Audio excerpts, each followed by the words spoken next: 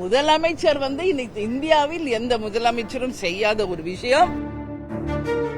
Government ஒரு திட்டம் அறிவிக்கிறாங்கன்னா car இல்லாதவங்களுக்கு நிச்சயமாக அந்த கார் தொடர்பான விவாதம் காலை முதல்ல காரசாரமா இருந்தது. நீங்க வரதுக்கு அந்த நேரங்கள்ல பயங்கர ஹீட்டா இருந்தது.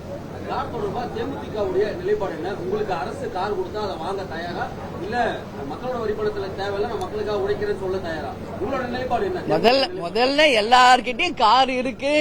இந்த 150 கோடி ஏழை மக்களுக்கு தந்திருந்தா நல்ல விஷயம் முதல்ல சொன்னது நான்.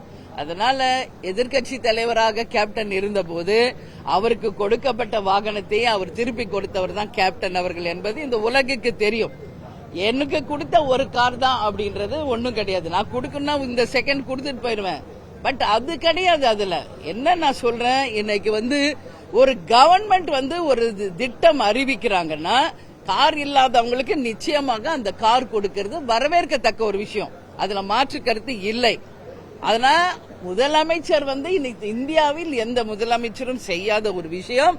அனைவருக்கும் அப்படின்னு சமமாக அவர் அறிவிச்சிருக்காரு. அதை நம்ம நெகட்டிவா தான் எடுத்துக்கணும்னு கிடையாது. ஒரு பெரிய மனசோட கொடுத்திருக்கிறார். அதை நான் எப்படியும் பாக்குறேன்னா அது ஓகே, ரைட், அது முடிஞ்சது. அது மாதிரி இன்னும் விவசாயிகள் பிரச்சனை, வேலை, இப்ப நான் சொன்னல வேலை வாய்ப்பு பிரச்சனை, அதே போல சட்டம் ஒழுங்கு, இதுல எல்லாம் இன்னும் மோர் கான்சென்ட்ரேட் பண்ணணும்.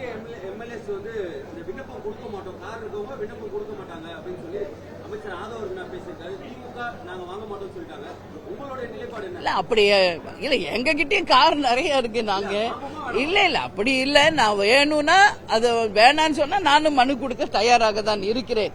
ஏன்னா இன்னைக்கு கார் இல்லாதவங்களுக்கு அந்த கார் போய் சேரும்னா வரவேற்கத்தக்க ஒரு விஷயம் தான். அதுல மாற்று கருத்து கிடையாது. எனவே நிச்சயமாக அப்படி எல்லாரும் மனு கொடுத்தால் தேமுதிகவும் அதை பற்றி பரிசீலிப்போம்.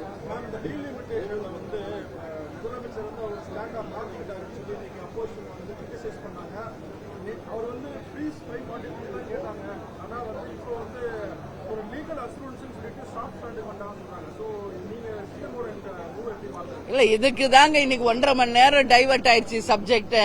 இன்னைக்கு டீலிமிட்டேஷன் பத்தி பேச போய் தான் மானிய கோரிக்கையில இருந்து டைவர்ட் ஆயிடுச்சு. என்ன சொல்றாங்க, இங்க தீர்மானமே நிறைவேற்றி இருக்காங்க. இன்னைக்கு பாதி கட்சி, அதாவது ஆளும் கட்சியும் எதிர்கட்சியும் அதுக்கு ஆதரவா இருக்காங்க. இன்னைக்கு அதிமுக, பாமக, அதே மாதிரி பாஜக. என்னுடைய நிலைப்பாடும் நான் என்ன அன்னைக்கு பதிவு வச்சிருக்கேன்னா, இன்னும் மத்திய அரசு ஒரு சட்ட முன்வடிவு கூட கொண்டு வரவில்லை. இன்னும் அதை பத்தி இன்னும் ஒரு சின்ன ஒர்க் கூட ஆரம்பிக்கல. அதுக்குள்ள நம்ம எதுக்கு அவசரப்பட்டு தீர்மானம் போடுறோம்? அங்க சட்ட முன்வடிவு முதல்ல வரட்டும். அந்த சட்ட முன்வடிவுல அவங்க என்ன சொல்றாங்கன்றத பாப்போம்.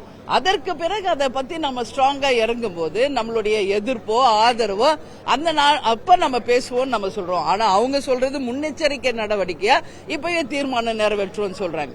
பட் அது நிச்சயம் தமிழ்நாடுக்கு எதிர்ப்பா சென்றால் உறுதியாக தேமுதிக அதை எதிர்க்கும். ஆனா இன்னைக்கு இருக்கிற 39 எம்பி, 59 எம்பியோ 60 எம்பியோ வந்தால் உறுதியாக தேமுதிக அதை வரவேற்கும் என்பது எங்க நிலைப்பாடு.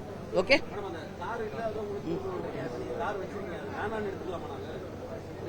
உங்களுக்கு வேணுமா காரு? இல்ல அதையே கேட்டுக்கிட்டு இருக்கீங்களா? இல்ல அவங்க கட்சி நிலைப்பாடு இருக்கிறவங்க வேணான்னு நாங்க கொடுத்துருவோம் சொல்றாங்கல்ல. அதனால நான் என்ன சொல்றேன், உறுதியாக அப்படி எல்லாரும் திரும்பி கொடுக்கட்டும். அப்ப என்னுடைய கருத்தை நான் சொல்றேன்னு சொல்றேன். ஓகேங்களா?